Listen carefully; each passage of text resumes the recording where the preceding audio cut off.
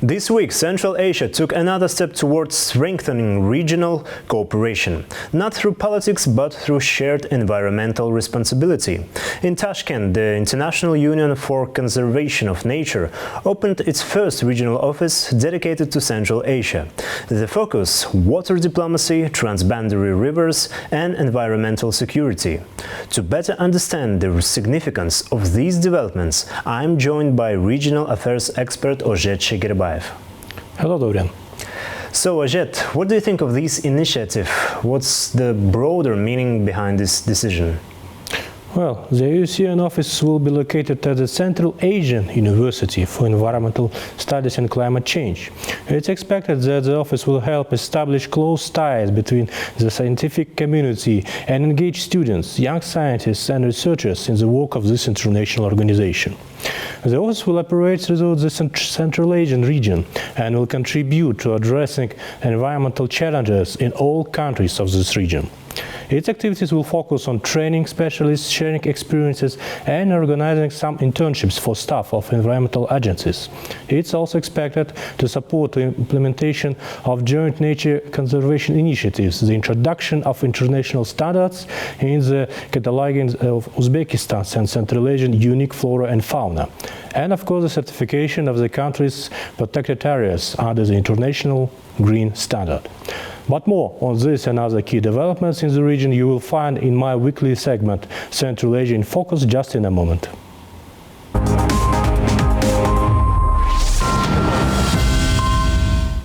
A regional office of the International Union for Conservation of Nature, IUCN, for Central Asia has opened at the Green University in Tashkent. This office will be engaged in a comprehensive study of environmental issues specific to the 5 countries of the region.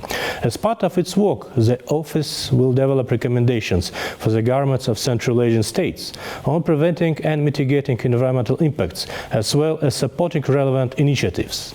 The IUCN plans to launch a number of projects in the region. Notably, under the Blue Peace Central Asia 2.0 program, the organization aims to promote the development of water diplomacy and improve the environmental status of the transboundary river basins. A few years ago, the IUCN already initiated a unique project in Kazakhstan aimed at preserving the goitroid gazelle, a rare and vulnerable species of antelope native to the steppe and the semi-desert areas.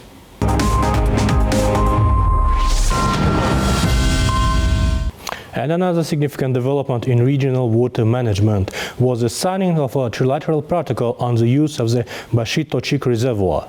The document was signed by Kazakhstan's Minister of Water Resources and Irrigation, Mr. Nurjan Nurjigitov, along with his counterparts from Tajikistan and Uzbekistan.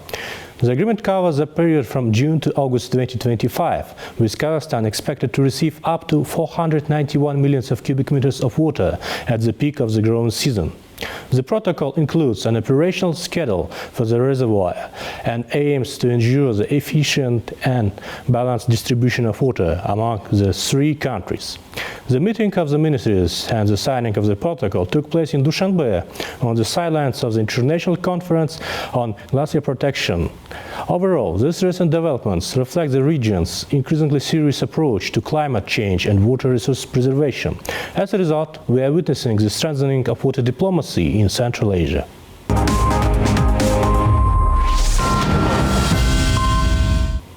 On June 5th, a meeting of the heads of governments of the Commonwealth of Independent States, CIS, took place in Dushanbe, the capital of Tajikistan. Prime Minister of Kazakhstan, Iljas Bektenov, represented Kazakhstan. The heads of governments approved several strategic documents, including the concepts for the development of cooperation in the light industry sector, for harmonizing national air traffic management, and for cooperation in public health among CIS member states. The agenda also included an agreement on the development of heavy machinery and an updated concept for public health cooperation, which outlines the initiatives to preserve and strengthen public health and promote healthy lifestyles, according to the government's press service. Additionally, documents on cultural and humanitarian cooperation within the CIS were reviewed. Among them was a regulation on the CIS Volunteer Forum, which aims to establish a legal framework for the development of volunteer movements. Overall, the CIS continues to serve as an important platform for discussing a broad range of cooperative initiatives.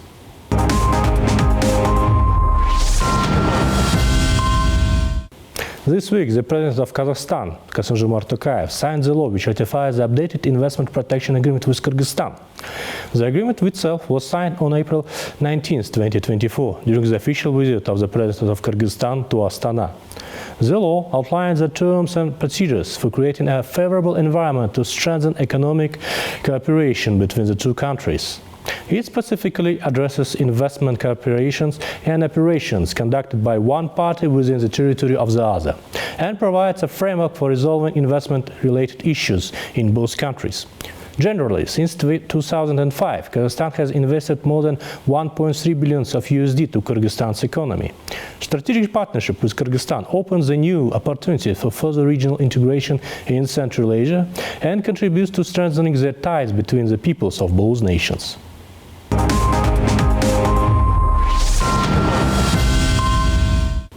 Kazakhstan company Kazakh has announced that by 2030, around 37 border checkpoints in Kazakhstan will be modernized. Currently, construction has begun at 6 sites located on the borders with Kyrgyzstan and Russia, including Besagash, Karasu, Aimbet, Zhanazhol, and Cossack checkpoints. 6 additional projects are also under consideration, namely Taskala, Irtobe, Khurmghazi, Aksay, Kayrak, and Kamyshanovka. The modernization of these checkpoints is expected to enhance Kazakhstan's transit potential and create more favorable conditions for freight transporters. Well, that's all from my part, Davrian. Giving the floor back to you. Thank you very much. It was political expert Ozhet Shigerbayev with his weekly segment Central Asia in Focus.